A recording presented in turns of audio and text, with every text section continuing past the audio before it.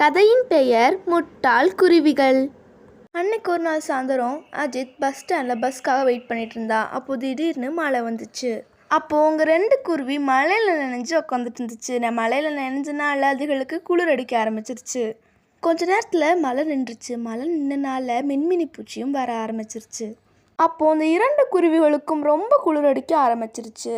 அப்போ ஒரு குருவி சொல்லிச்சு, நம்மளுக்கு ரொம்ப குளிர் அடிக்கிறனால நம்ம நெருப்பு மூட்டி குளிர் காயணும்னா நெருப்பு வேணுமே, அதுக்கு நெருப்புக்கு எங்கே போகிறதுன்னு ஒரு குருவி சொல்லிச்சு.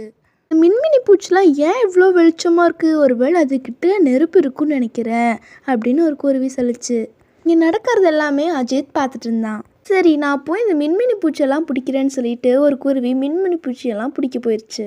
என்னால் இந்த மின்மினி பூச்சியை பிடிக்க முடியல, நீயும் எனக்கு ஹெல்ப் பண்ணுன்னு சொல்லிச்சு. நான் ரெஸ்ட் எடுத்துக்கிறேன், இப்போ நீ போய் பிடின்னு சொல்லிச்சு. அப்போது மற்றொரு குருவி அந்த மின்மினி பூச்சியை பிடிக்க ஆரம்பிச்சிச்சு. அப்போது அந்த குருவி ஒரு மின்மினி பூச்சியை பிடிச்சிருச்சு.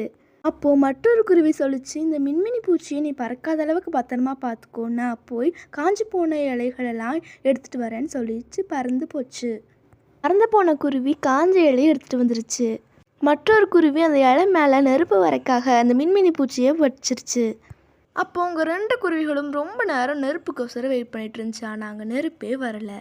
இதெல்லாம் பார்த்தா அஜித் அந்த குருவிகள்கிட்ட போய் சொன்னான், இந்த மாதிரிலாம் பண்ணால் நெருப்பு வராது, 2 கல்லை உரசும் போது தான் உராய்வின் மூலமாக தான் நெருப்பு வரும், அநியாயமாக ஏன் இந்த மாதிரி உயிரை கொள்றீங்கன்னு சொன்னான். இதெல்லாம் கேட்ட குருவிகளுக்கு ரொம்ப கோபம் வந்துருச்சு. கோபம் வந்தனால அஜித்தோட தலையை 2 குருவிகளும் சேர்ந்து கொட்ட ஆரம்பிச்சிருச்சு.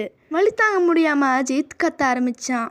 முட்டாள் குருவிகளை என்னை விட்டுருங்கன்னு சொல்லிட்டு மயக்க போட்டு விழுந்துட்டான் அஜித். இந்த மாதிரி முட்டாள்களுக்கு நம்ம எவ்வளவு தான் அறிவுரை சொன்னாலும் இழப்பு நம்மளுக்கு தான் வந்து சேரும். கொஞ்ச நேரத்தில் அஜித்தோட தலையிலேருந்து ரத்தம் கொட்ட ஆரம்பிச்சிச்சு.